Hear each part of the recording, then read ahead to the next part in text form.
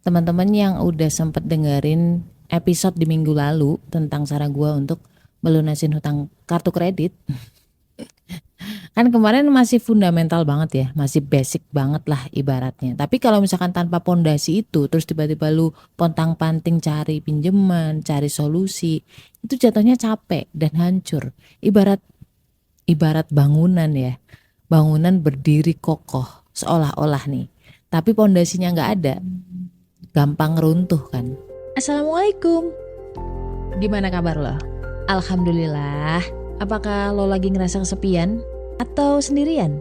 Kenalin, gue Ria Marliana, teman healing lo di podcast Self Healing. Di sini kita bakal ngobrol bagaimana sih belajar berdamai dengan luka, tentu aja atas izin Allah Subhanahu wa taala. Semoga Allah sembuhkan lukamu, ringankan bebanmu dan kuatkan hatimu. Jadi teman-teman, gue tuh punya 3 hutang waktu itu, 3 jenis hutang. Yang pertama, hutang pada teman.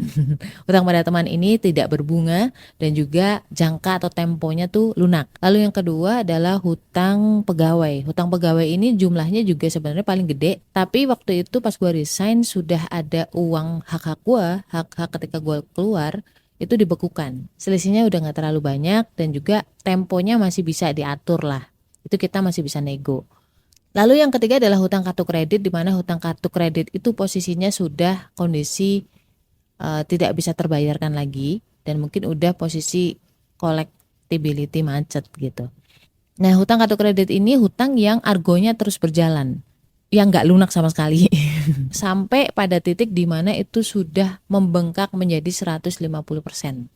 Ketika gue dapat kerjaan, gue budgetin tuh, misalkan untuk makan segini, untuk kebutuhan gue sehari-hari segini gitu ya.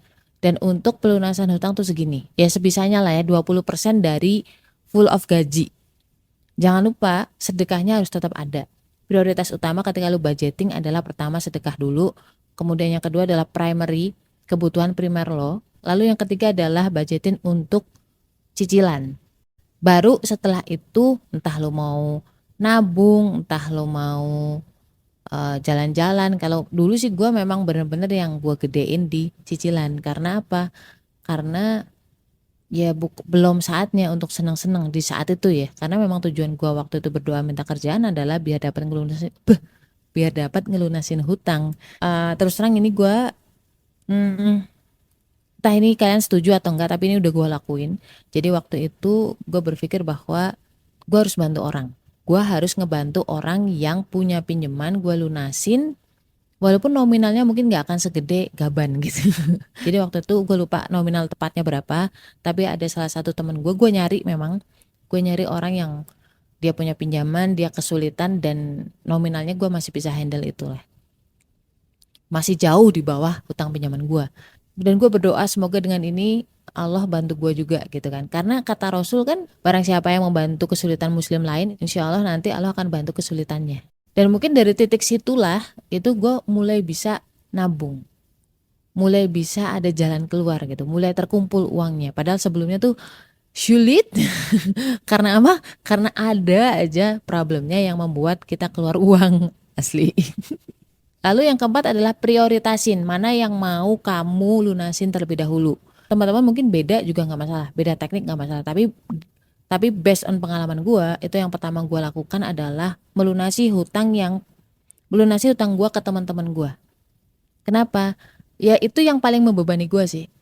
Based on hati nurani aja dulu. Karena hutang yang lain, hutang ke bank dan hutang kartu kredit itu kan based on sistem ya. Itu diskusinya atau negosiasinya pasti bakalan lama. Yang mana yang mudah dulu yang bisa gue lakukan, yang bisa gue lunasin, itu yang gue lakukan. Ngomong apa sih? Pokoknya yang mana yang mudah dulu yang bisa nurunin outstanding pinjaman gue, itu yang gue lakukan. Yang pertama yang paling mudah yaitu ngelunasin hutang ke teman, hutang pada teman. Ya bismillah lah, diniatkan dengan niat yang baik gitu kan. Lalu yang kedua baru hutang kartu kredit. Kenapa hutang kartu kredit dulu? Karena hutang yang satunya, hutangnya pegawai itu gue waktu itu masih ada dana. Waktu itu masih ada dana yang dibekukan. Jadi masih bisa nanti gitu diurusnya. Dan nominalnya itu paling besar. Itu negosiasinya pasti paling rumit. Nah, hutang kartu kredit ini, for your information teman-teman, gue punya 2. Yang pertama itu nominal kecil, yang satunya adalah nominal yang agak besar. Nah, gue lunasin dulu yang nominal kecil dulu. Biar apa? Biar debt kolektornya itu tidak nagih-nagih mulu. Walaupun ini hutang kartu kredit yang syariah dan lebih woles sih dibanding yang satunya. Tapi kan gengges ya. Maksimal lu lunasin di hutang pokok aja. Karena kan sebenarnya kewajiban kita sebagai muslim adalah membayar hutang pokoknya saja, bukan bunganya. Ya, tapi kan sistem ya. Kadang-kadang memang sistem ya mau gimana gitu. Akadnya dari awal memang kita ada akad berbunga. Nah, tapi karena posisi hutang kartu kredit gue udah macet waktu itu ya. Nih teman-teman, macet dulu baru bisa nego. Jadi kita bisa nego. Waktu itu gue nego kalau nggak salah ya 105% lah. Jadi ada tambahan 5% dibanding hutang pokok. Ya kalau masih 5% gue masih bisa terima. Ya kan? Jadi itu alhamdulillah dengan online aja alhamdulillah udah terselesaikan hutang yang syariah, hutang kartu kredit yang syariah ini. Nggak pakai lama waktu itu, nggak pakai ribet, alhamdulillah dilancarkan sama Allah.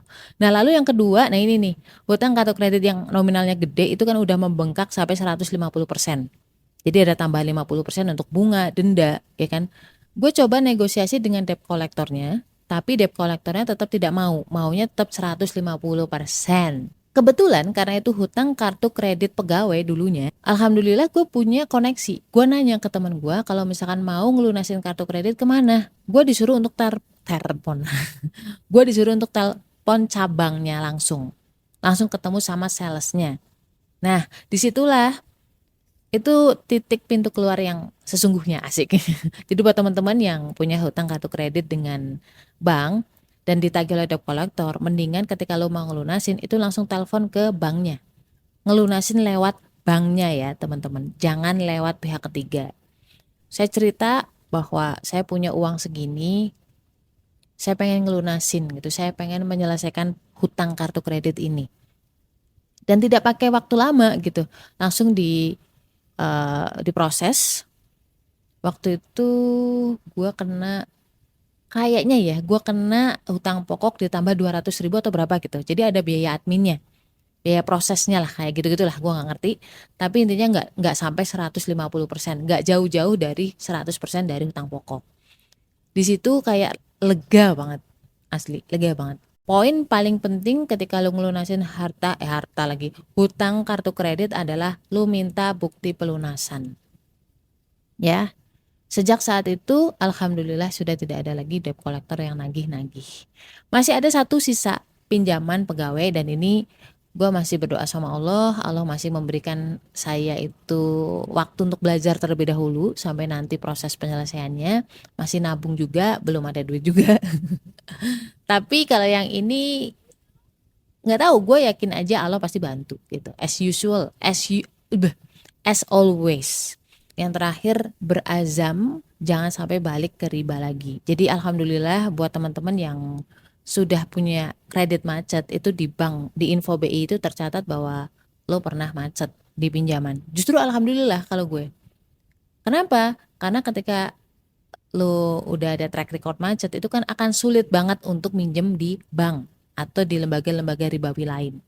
Itu jadi lo udah jangan pernah kepikiran lagi untuk ngutang. Karena apa? Karena solusi dari Allah itu datang pasti. Walaupun solusi dari Allah membutuhkan kesabaran dari kita. Misalkan ada 10 pintu di depan kita, itu ada pintu 1, pintu 2, pintu 3 sampai pintu 10. Lalu kita buka satu-satu nih, pintu 1, pintu 2, pintu 3. Nah, biasanya pertolongan Allah itu ada di pintu yang paling ujung.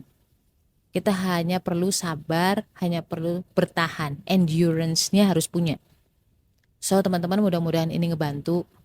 Gak usah worry, Allah itu pasti bukakan jalan. Yang bikin kita stres adalah kita itu dibikin stres sama yang nagih hutang. Sampai segitunya, mungkin diancam-ancam dan kawan-kawan. Udah, ucapkanlah hasbiyallah wa ni'mal wakil. Oke, jangan memaksakan melunasi hutang dengan hutang lainnya. Udah itu aja, udah bertahan. So bismillah ya. La haula wala quwata illa billah. Stay love and assalamualaikum warahmatullahi wabarakatuh.